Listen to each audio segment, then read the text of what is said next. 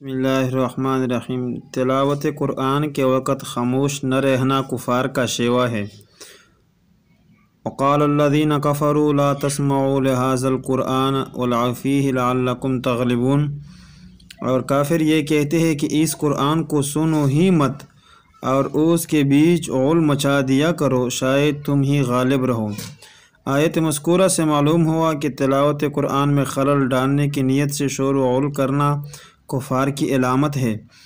اس سے یہ بھی معلوم ہوا کہ خاموش ہو کر سننا واجب اور ایمان کی علامت ہے۔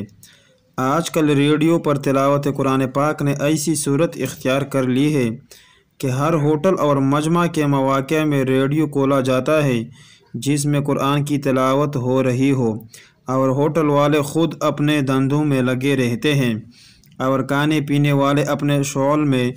اس کی صورت وہ بن جاتی ہے کہ جو کفار کی علامت تھی۔